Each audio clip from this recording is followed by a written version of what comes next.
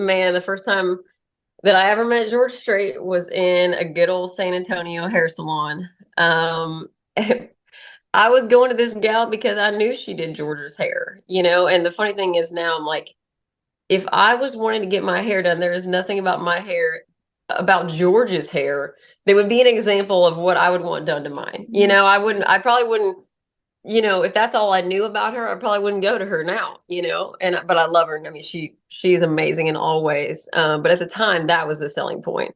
And I was like, heck yeah, we got to go, and long story short, I never had her phone number. She had my cell phone number, and she always told me, one of these days, we're going to try to, make it work out where you're here and Georgia's here and I can connect y'all. And I'm like, well, that'd be awesome, and I'm like 14 or something. And I gave her my cell, and I had played a gig at the Saxon Pub in Austin the night before that this day ended up happening. And I used to play there super late with a friend of mine. I'd go play fiddle, and it had been a long night. Didn't get back to New Braunfels until like 3 a.m. My mom had driven me home, and I was gonna sleep in a little bit that next morning. And I had missed some texts on my phone. I looked at my phone and was like, I don't know what that 210 number is, and I just put it back down. And I woke back up about an hour later, and I looked at my phone, and it just said, it didn't say this is Kim. It didn't say anything about George. Nothing. All it said was, can you be here at like 10:15 or whatever for a hair mask? And I'm like, oh my God, it's George. I know it's George. I can feel it. And Own so word for George. I'm like, ah, hair mask for George. Let's do it. So I ran downstairs, and I was like, oh my God, Dad, like I just got this text. What do you think it means? I think it's George. We got to go now. And like, you got to keep in mind, man, at the time, like, I was never wearing hats, like, but I was not a person that could go meet one of my childhood, like, you know, he was like a major influence in my music. And to go meet somebody like that and have dirty hair and like not have my face did, like, even at that age, not have my mom curl my hair before I go or something. I mean, we were kind of classic, Texas, like, get dolled up kind of people. And at the time. And so it took everything in me to be like, okay, I'm going to have to do some dry shampoo, put on my boots, and let's just hit the road because we're already running late because she sent me that text, at like 8 a.m. And I didn't see it till like 9:15. And her salon was past La Cantera, south side of San Antonio. We're coming from New Braunfels. And my dad is just like, all right, let's go. So we get in the car and we're just hauling it. And my dad's like managing my expectations. Like, when we get there, he's probably not going to be there anymore, whatever. And we pull up, and of course, I had to bring a CD with me, obviously. And we pull up, and I see Kim's car, a random car, and then a Range Rover. And I'm like, well, that could be George. I thought he might be a truck guy, but it could be George. And so we park, and I run in, and her salon was in a tiny, cute little house.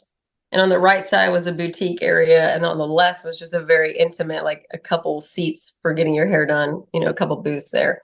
But in between, it was lined with these like fancy kind of privacy silver beads. But you could still kind of see through them. But the receptionist was right at the front. So I was walking in, I see the receptionist, girl, assistant, whatever. And I'm looking through the beads, and I'm like, oh my God, George is here. And I just like couldn't even believe that it was happening. Like, it was just me, George, Kim, and the assistant. Just four people chilling in a tiny little house, and nobody has said a word. And so I go up to the assistant, and I'm like, hey, I got this text. I'm like, sure, my phone. I'm like, I'm pretty sure it has something to do with the fact that George is here. And she's like, I have no idea. And I'm like, great. Like, this is not helping me know what's going on right now, or like what the vibe is. And so I'm like, okay, well, you know what? I'm just going to sit down and you let me know what the plan is. And so she goes, and I guess she concocts some kind of a hair mask thing. And she comes back and she's like, okay, let's get you seated. So she takes me through the bees, and I'm basically like brushing the back of Kim that's right behind George, like doing his hair. I mean, this is a tiny, tiny space. Like, we're all in very close quarters here, and nobody has still said a word. Kim didn't say, "Oh, I'm so glad you got my text."